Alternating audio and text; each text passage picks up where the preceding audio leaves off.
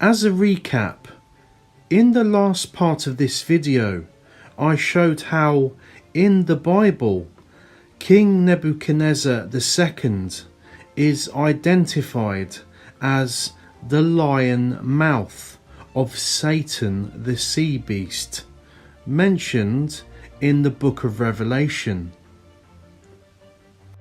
This, of course, automatically qualifies Nebuchadnezzar as the forthcoming Antichrist, who is the spokesman of Satan and due to return at the end of this age.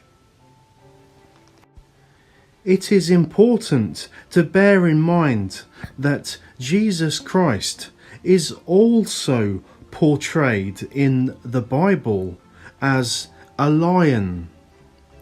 This is confirmed in Revelation chapter 5, verse 5, where he is called the Lion of Judah. This immediately brings to mind a clear comparison with Nebuchadnezzar, the lion-mouthed Antichrist. But why is Jesus Christ and King Nebuchadnezzar both portrayed in the Bible as lions? The answer is glaringly obvious. Today, it is common knowledge that the lion is renowned as the king of the jungle. This is clearly a fitting description for Nebuchadnezzar, who is called a king of kings. And it also is a fitting description for Jesus Christ, who is called the King of Kings. The other reason that the lion description appears to fit King Nebuchadnezzar and Jesus Christ is down to the fact that a lion gives out the most almighty and incredible roar you will ever hear from any animal, period. Therefore, this is an ideal visual for Nebuchadnezzar, who is the mouth and spokesman of Satan, and it is also an ideal visual image for Jesus Christ, who is the mouth and spokesman of Jehovah God. As a recap, back in 2017, I made another video titled Islamic State, the seventh head of Bible sea beast. Earlier, I showed the Bible verses which mention and describe Satan the sea beast, shown here. In that video, I explained how in the book of Revelation, the seven heads of Satan the sea beast, shown here, each head represents a world ruling kingdom and its king, which will rule the earth in sequence, one after the other, until the return of Jesus Christ, who will conquer and destroy them during his second coming. The seven heads represent the following kingdoms and kings. The first kingdom and king, Egypt, ruled by Ramesses II. The second kingdom and king, Assyria, ruled by Sennacherib. The third kingdom and king, Babylon, ruled by Nebuchadnezzar II. The fourth kingdom and king, Medo-Persia, ruled by Xerxes I. The fifth kingdom and king, ancient Greece, ruled by Alexander the Great. The sixth kingdom and king, ancient Rome, ruled by Nero. The seventh kingdom and king, Islamic State Caliphate, ruled by Abu Bakr al-Baghdadi. In Revelation chapter 17 verse 11, there is also mention of an eighth and final king who will make his appearance at the end of this age. In that same verse, we are informed that he is identified as one of the previous 7 kings, as displayed again here. Here's the verse.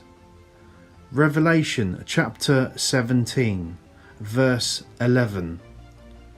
And the beast which was and is not, he himself is an 8th king, but he is also one of the 7 kings, and will end up going to destruction. As I explained in my other video, the true identification of the 8th king who arrives last is none other than Nebuchadnezzar II, shown here, who will be coming back from the dead to perform the task of becoming the 8th king. So, bearing in mind all the evidence I have provided so far, it is a fact that the 8th and final king appears to perfectly fit the profile of King Nebuchadnezzar II, who died in 562 BC and will be returning at the end of this age in the guise of the Islamic Caesar. Okay, so just to summarize this again for you, the first kingdom and king is Egypt, ruled by Ramesses II. The second kingdom and king is Assyria, ruled by Sennacherib. The third kingdom and king is Babylon, ruled by Nebuchadnezzar II. The fourth kingdom and king is Medo-Persia, ruled by Xerxes I. The fifth kingdom and king is ancient Greece, ruled by Alexander the Great. The sixth kingdom and king is ancient Rome, ruled by Nero. The seventh kingdom and king is the Islamic State Caliphate, ruled by Abu Bakr al-Baghdadi. The eighth and final king is Nebuchadnezzar Reborn, returned from the dead in the guise of the Islamic.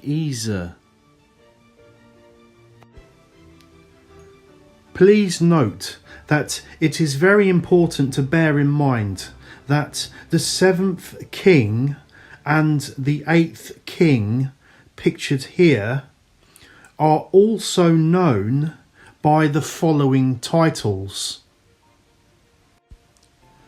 the Islamic Mahdi and the Islamic Isa. In part 6 I showed how the Muslim Quran combined with the Hadiths explain that the Islamic Mahdi will make his appearance during the last days of this age. Shortly after, he will be followed by the Islamic Isa, who arrives later. This is a common belief amongst followers of Islam and their scholars. The first beast and the second beast. According to Bible Revelation chapter 13, it explains that during the last days of this age, we will witness the arrival of the first beast, who is portrayed as an evil megalomaniac rebel leader. Then, shortly after, we will witness the arrival of the second beast, who is portrayed as a Jesus imposter that forces the people of the world to worship the first beast as God. The character called Death and the character called Hell. According to Bible Revelation chapter 6 verse 8, the horseman called Death will make his appearance at the end of this age, and he is followed by the character called Hell. But finally, please remember the true identity of these two characters is Abu Bakr al-Baghdadi, who arrives during the last days, which is now. Shortly after, he is followed by Nebuchadnezzar Reborn, who will arrive later.